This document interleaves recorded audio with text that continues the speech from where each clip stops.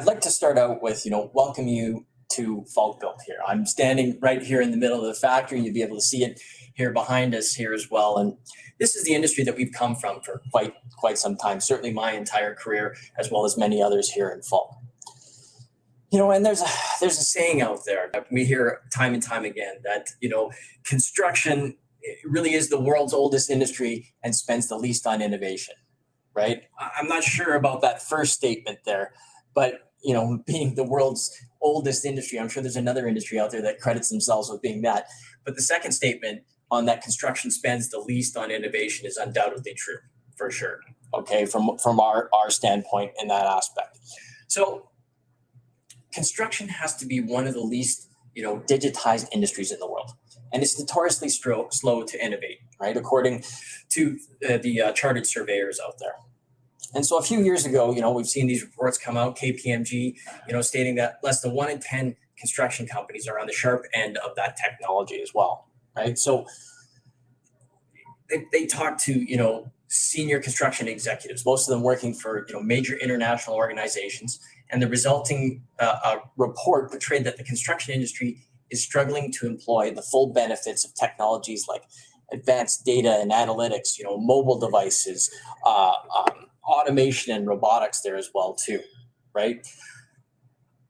This is not anything new. All of us are on this call for that reason here, right? And so, as KPMG said here, it reflects the industry's innate conservatism towards, technologies. With most of the businesses, they're content to follow rather than to lead, and many of them lack, a clear technology strategy, or they adopt it in some kind of piecemeal fashion, right?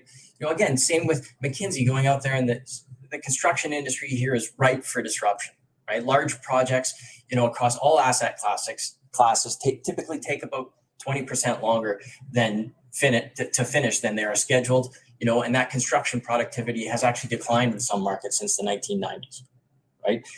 The big thing here too being that financial returns for contractors are often relatively low and incredibly volatile, right? Especially in the current climate that we have out there as well. This is a great opportunity for us to incorporate some of these new technology solutions that we have out there, right? So what we've got here, next slide there, Debbie. Thank you. And so what we're doing here is we're looking at these reports, and this is from 2016, so years ago in terms of technology, right? But people have already started investing billions and billions of dollars into these technology innovations for the construction industry, right? And this year here, Deloitte is predicting that the industry landscape is rapidly evolving as engineering firms, contractors, and participants across the value chain realize the benefits and increasingly deploying connected construction technologies. And again, I'm telling you something that you already know. The technologies are catching on finally because they make that job easier, right? They bring the assets, the people, the process, and the job sites all into one platform, making everyone and everything work smarter, reduce the downtime, optimize the asset utilization and efficiency, and gain greater visibility into the operations, right? And it's all because of the technology. It's the game changer in construction, right? And that future of construction, from what we see out there in the marketplace and why we're all here, is that combination of the technology with some type of offsite manufacturing, right? So we're talking about prefab or offsite, that type of construction, and it's not just what we think about it in terms of, can it be a component like roof trusses and things like that they've been creating for, almost 100 years. Excuse me. When we think of it, sometimes it's, volumetric modular and that type of thing, where they bring in those fully built units or they do the trailers, that type of thing. They get hoisted into place. You're ordering from a catalog, that type of thing. And once they get to site, they go up fairly quickly, right? And it sometimes can be lumped in with a movable section as well, too, where it's not always necessarily the case. When that unit gets in there, like a bathroom pod or something like that, they go into the hospital. They have to basically design the building about being able to get those units within. They drop them into space here, and then that's it. It's a simple conventional approach, right? Tied into it. And if they ever want to move it, it's basically going back to the old-fashioned way of using a wrecking ball or the sledgehammer, that type of thing. Another section is, panelized modular walls. Products rather than materials. They arrive on site, They take up a lot of space. They change the construction schedule. It doesn't respond to the changing site conditions. And then the client can't get that truly customized space that they're looking for, right? You might get some different finishes you can choose from and a few different sizes, but that's not enough for our clients to be able to create that personalized space that they want, right? Not like you could do it with a traditional, construction method in that application. So what we've done here is those two separate entities, right? So Falkbuilt is our manufacturer, right? And it's the best of the both worlds, right? We take the ease of the offsite, right, with the design response of that conventional, right? And the process it's totally aligned with how the key stakeholders are already used to working in that fashion, and the client gets whatever they want to be able to design, right? So we produce these digital prefab construction components, okay? So very simple elements. So things like super studs, our digital horizontals and cladding, these make up all the elements that tie into our standard solid wall application here. And that is completely in sync with a standard conventional approach right now, okay? They don't have to change the schedule to, accommodate some modular units, things like that. The space doesn't have to be completely finished. You can go in and not take up a tremendous amount of floor staging area and that type of thing to make accommodations again for that modular unit to get in there. And that is how we're tying in sort of that conventional approach into an offsite application. It is the same setup as what a conventional is, but applying all the efficiencies that we can get from manufacturing, right? And the reason that we call it digital here is because it's driven by the technology. This is what's lacking in that offsite construction. It has to be driven by some type of technology that will take it through, right? So the other point though here is then that offsite and those issues, right? So go ahead, Derby. Thank you. So tremendous amount of challenges, right? One of them being that modular, or if you want to call it offsite, that type of thing, it's often perceived to not be competitive with a conventional build-up, right? The way that it's traditionally been done, right? So by being able to, again, tie in these very simple elements, technologies into it, we're seeing being cost competitive with the traditional build and being able to give the client what they want. Even the challenges we see out there now with material availability, things like that, right? What drywall out there right now can go ahead and inventory, 50,000 linear feet of studs in their warehouse ready for a project to be going. And I know everyone on the call has felt some type of pinch on this material availability. So being able to have and store those raw materials, being able to, again, utilize the technology, right? Pull from those raw materials and produce on demand as needed. It allows us to be able to, really mitigate that risk out there in the marketplace. And of course, being able to use fewer materials, things like that, right? For example, when we do our super studs that you see here in this image here, we're able to go 48 inches on center, things like that. Again, being able to produce that material usage on the job site. And then of course, the speed of construction, right? Getting started early on, right? Being able to get in there at the time that they're accustomed to, but because it's prefabricated, right, we're able to go ahead and reduce that schedule. Time is money on the job site. So these are, again, things that we're trying to respond to. One of the others is, of course, the labor shortages out there, right? It's an incredible challenge, right? And even Deloitte here, again, they're predicting that this year here, it could reach crisis proportions, right? About 52% of engineering and construction executives are facing a severe labor and talent shortage on the job site. And that was before Omicron. And of course, with Barry being out, we were feeling that pinch as well too, right? It's not something that anyone is immune from, right? So more efficient use of labor by being able to do these types of components where it's assembly on the job site, right? The trades that are left, we're helping them become more and more efficient as well too. So it's such an important part of the process, right? Again, taking all the key stakeholders into account of what we're doing. And as we mentioned, of course, virtually no waste on the job site, right? No landfills and or construction bins going to the landfills, being able to reduce that, reducing the freight to get it to the job site as well. A huge amount of cost goes into shipping modular and volumetric, things like that to the job site. Being able to reduce those elements into it, of course, not only saves on the time and the energy, but now the cost that we pass on to the clients and those savings that can be reduced there as well too. Things like that also take into the account of the actual manufacturing footprints as well, right? We talk about, green materials and things like that, but what about the energy of the actual manufacturing plant, the size of it, what footprint that takes up and the energy that's required to be able to do those items there as well too. So these are all things that we have to take into account when we're driving that offsite manufacturing here. So, you know, moving away and being able to assemble on the job site, we're moving away from the hammer and that type of thing. But, you know, things are really picking up speed here now. So in a recent survey here, Deloitte found that 43% of engineering and construction executives are planning greater investments in new design processes, such as, you know, focusing on BIM, getting that into their repertoire here over the next year. Other surveys found that 60% of construction companies have R&D departments for new technology, and the largest construction firms have substantial R&D budgets already here as well too. Right? Oh, it's not going. So how does tech drive this process then? Okay, so every other industry in the world, right, including the oldest one here, that they've already figured this out, right? So using technology, you can make better data-driven decisions, you know, control the costs, manage the schedule, and just basically you can execute better here at this point, right? And so this is what we were looking at, right? And so our background here, and I'll give you a little couple of Eureka moments here that Barry, our founder and CFO, had come up with. And this was in our previous careers when we worked together here. What this was, you know, Barry very much being involved in the technology since his early on days in the career, right?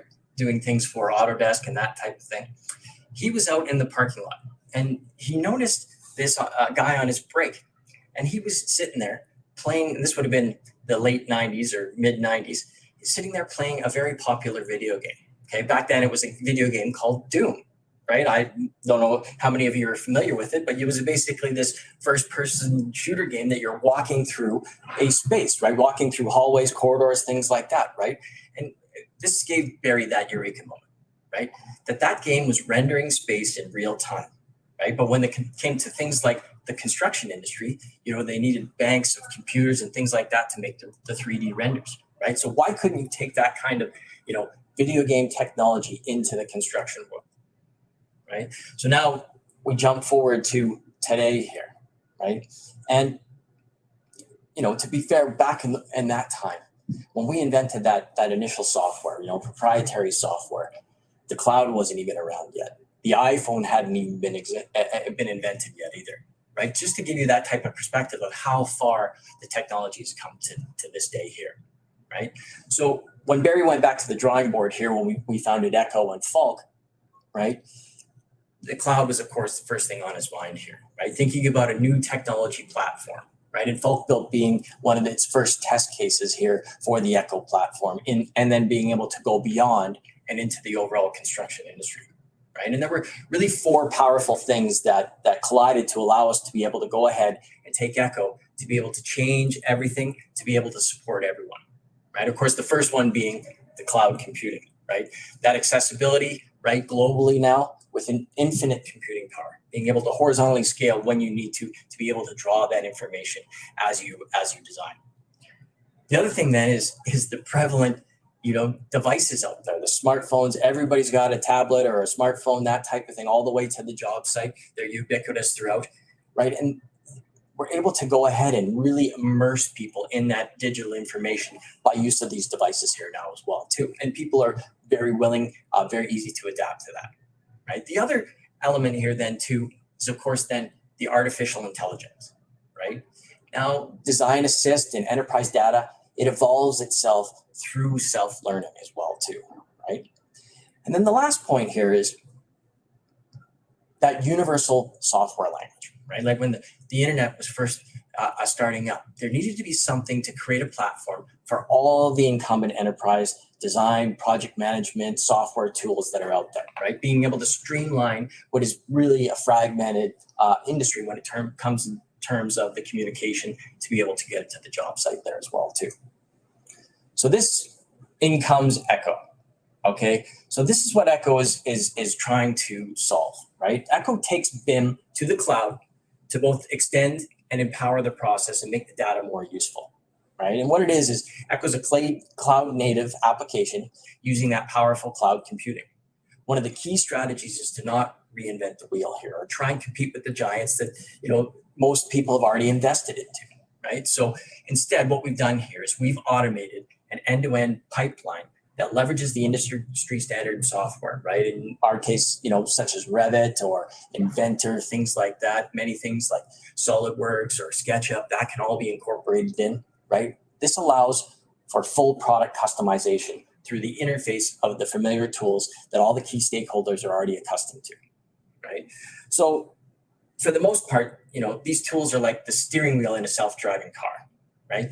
They allow the human intervention, but are mostly there for the peace of mind, and they won't be needed, right? Echo focuses on collecting, managing all of that project information, and then feeds the appropriate data to the appropriate software tool at the time that it's needed, right? So what this does here is that everything remains live linked, both directions.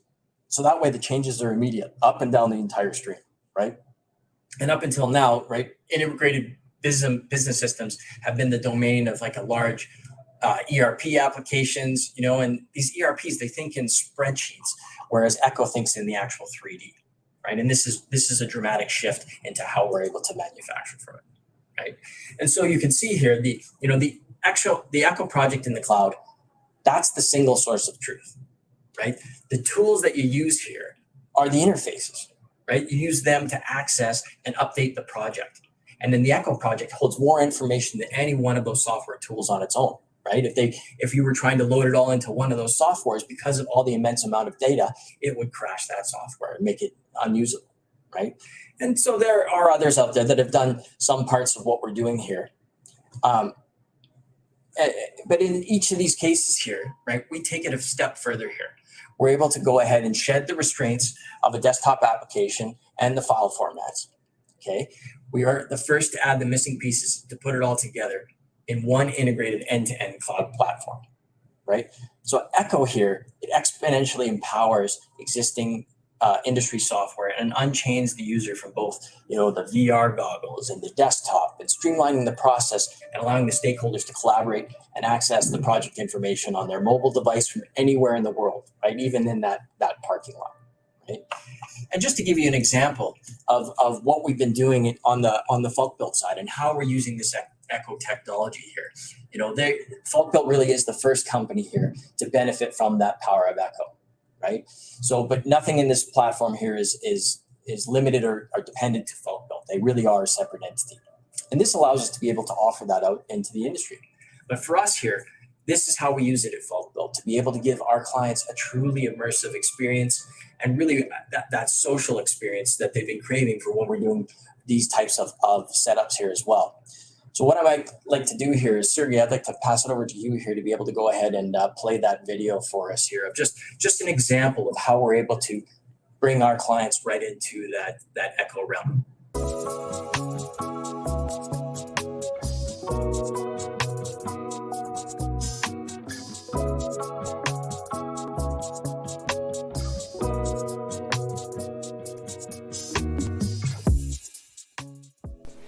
We integrated Falk components into the architectural Revit model, linked it to the cloud, and invited clients to walk through their space for a live design review in Echo Dome. Through the doors, I'll bring everybody in. The clinic we reviewed included a lobby wait area with administrative space, 2 exam rooms, 6 offices, a breakout room, 1 shared office, a research room, a tech workspace, a nurse station, 2 angiogram rooms, an ultrasound procedure room, pre-op and recovery bays, as well as washrooms and storage areas. If we put the millwork along the blue wall, what is the length of the room? Right now, that's around 12 foot, give or take an inch, so it'll be less 2 for your millwork, so around 10 feet. So there'd be a 10 by 10 space. Right. That might actually work better. Yeah, we can do that.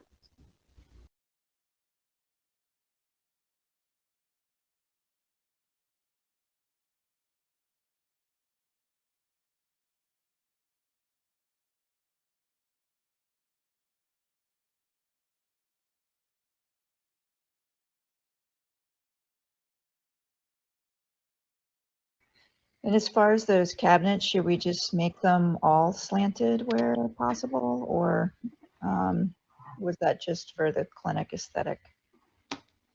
I think it probably makes sense just to keep them that way everywhere. I don't see why not. I agree.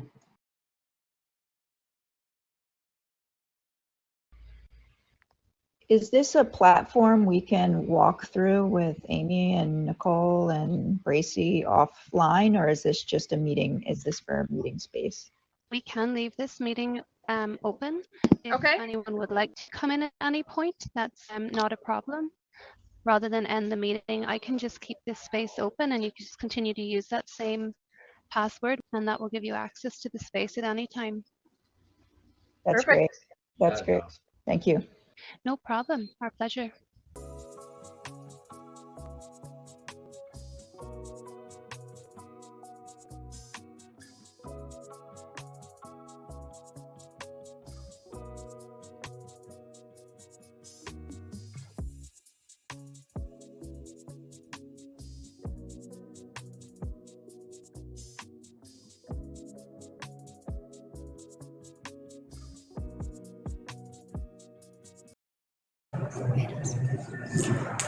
So you can see how much of a social experience that is for our clients here as well too. We had people from all across the country here being able to be in that space and make those changes. You see they even went in there on their own and were showing their friends and things like that, and really made that part of their own, right?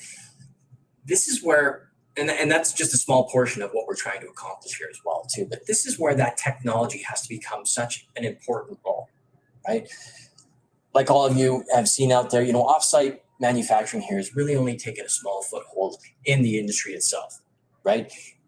Really, the big key challenge has been the lack of an immersive technology, being able to go end to end, right? And that's what this Echo tool is here, right? It's agnostic.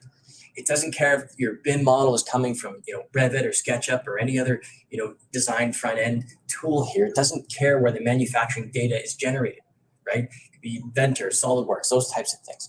It's an extension and an enhancement of the BIM process, right? With not, tying it into any particular BIM tool here, right? And this is why we're so excited about Echoes. It has such a far-reaching effect, so much further than just Falkbuilt them ourselves here. We're able to go ahead and really transform the entire construction industry by something that we see as a huge challenge of being able to accept this offsite construction, being able to have that end-to-end platform to streamline that communication and be able to give the clients at the end of the day what the heck they actually want as well too.